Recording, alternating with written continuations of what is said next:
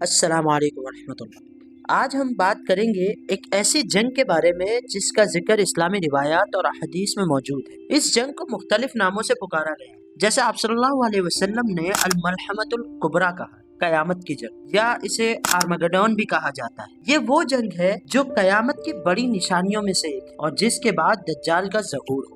نبی کریم صلی اللہ علیہ وسلم نے ہمیں یہ خبر دی کہ آخری زمانے میں دنیا میں خون ریزی عام ہوگی اور لوگ ایک دوسرے کے خون کے پیاسے ہوں گے۔ آپ صلی اللہ علیہ وسلم نے فرمایا کہ ایسے دن آئیں گے جب حرج یعنی قتل و غارت کا دور ہوگا۔ صحابہ کرام نے پوچھا کہ حرج کیا ہے؟ آپ صلی اللہ علیہ وسلم نے جواب دیا، خون ریزی۔ اس سے ظاہر ہوتا ہے کہ آخری زمانے میں دنیا بڑی تباہی کا سامنا کرے گی۔ حضرت ابن مسعود سے روایت ہے کہ ایک دن کوفہ میں شدید دھند اور اندھیرا چھا گیا، لوگوں میں خوف پھیل گیا اور ایک آدمی مسجد میں آ کے چیخنا لگا کہ قیامت آ گئی۔ اس وقت حضرت ابن مسعود نے فرمایا کہ قیامت اس وقت تک نہیں آئے گی جب تک چند نشانیاں ظاہر نہ ہو جائیں۔ انہوں نے شام کی سرزمین کی طرف اشارہ کیا اور فرمایا کہ وہاں ایک عظیم جنگ ہوگی۔ انہوں نے بتایا کہ رومی یعنی مغربی طاقتیں یا یورپی ممالک اور مسلمان ایک دوسرے کے خلاف جنگ کریں اور یہ جنگ حق اور باطل کے درمیان ہوگی۔ اس وقت اگر ہم یہ دیکھیں تو یہ پیشن گوئی بہت حیرت انگیز ہے، کیونکہ شام کے علاقے میں عالمی طاقتوں کی مداخلت اور کشیدگی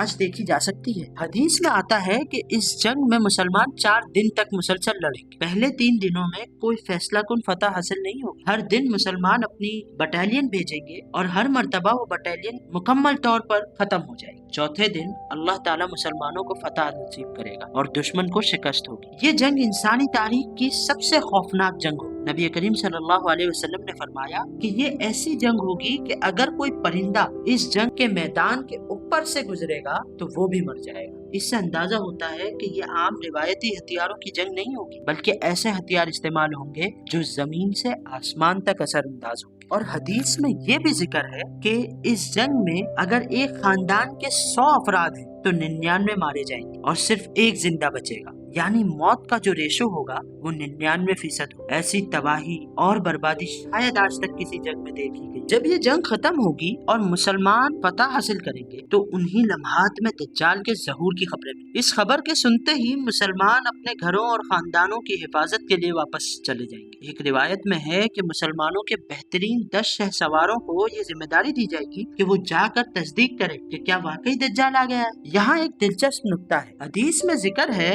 کہ ان شہسواروں کے گھوڑے ہو۔ بعض علماء کے نزدیک اس کا مطلب ہے کہ یہ جنگ یا اس کے بعد کی صورتحال ایسی ہوگی کہ جدید ٹیکنالوجی تباہ ہو جائے گی اور لوگ دوبارہ گھوڑوں اور پرانے ہتھیاروں کا استعمال کرنے پر مجبور۔ یہاں یہ بات بھی واضح رہے کہ حدیث میں امام مہدی کا ذکر بھی آتا ہے۔ کچھ روایات کے مطابق امام مہدی اس عظیم جنگ میں مسلمانوں کی قیادت کریں گے۔